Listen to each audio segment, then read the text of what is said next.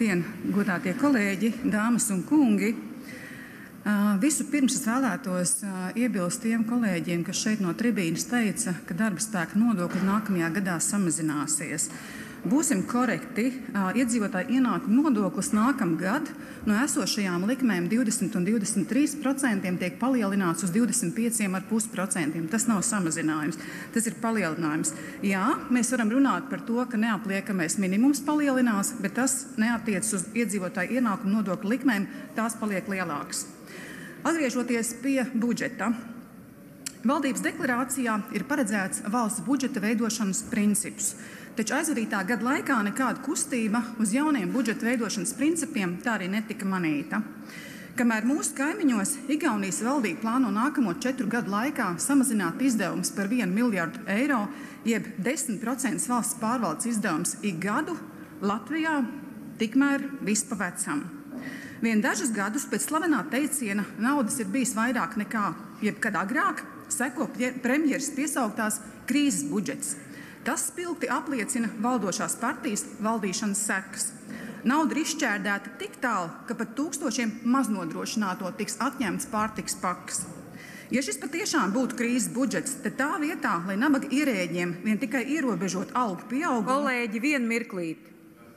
Būtu jāsamazina kopējais ierēģņu skaits, kā to plāno darīt mūsu tuvākie kaimiņi. Privātajam sektoram katastrofāli trūks darba rokas. Šī ir valdības neizmantotā iespēja. No otras puses raugoties jāatzīst, ka mēs tiešām esam krīzē. Demogrāfijas un uzticēšanās politiķiem krīzē. Ir tūredzīgi uzturēt esošās valsts pārvaldes apjomu un izdevumus, nespējot atrast naudu demogrāfijas jautājumu risināšanai. Latvijā valsts katru gadu iekonomē simtiem tūkstošus eiro uz neizmaksāto bērnu piedzimšanu un ģimenes valsts pabalstu rēķina. Tā vietā, lai pabalstus vecākiem par bērniem palielinātu, kompensējot inflācijas pieauguma tempus, Labklājības ministrs nāk klajā ar skandalozu ieceri saīsināt bērnu kopšanas atvaļinājumu ilgumu. Un tas viss ir laikā, kad valstī sasniegt zemākie bērnu dzimstības rādītāji pēdējos 100 gados. Ar ironisku paziņojumu nu pat ir nācis ģenerālprokurors, citēju, saskaņā ar demogrāfijas rādītājiem, ja piedzimst mazāk cilvēku, tad procents, kuri izdara noziegumus, arī samazinās.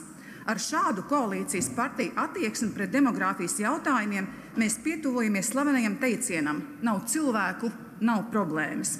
Kolēģi, demogrāfija ir valsts drošības jautājums. Mums vēl nav nec ekonomiskā, nec finanšu krīze. Mums ir krīze mūsu vērtībās un prioritātēs. Valsts budžets, kurā nav paredzēta ievērojama valsts izdevuma samazināšana un rasti līdzekļi demogrāfijas jautājumu risināšanai, ir tūredzīgs un nav atbalstāms. Paldies! Paldies!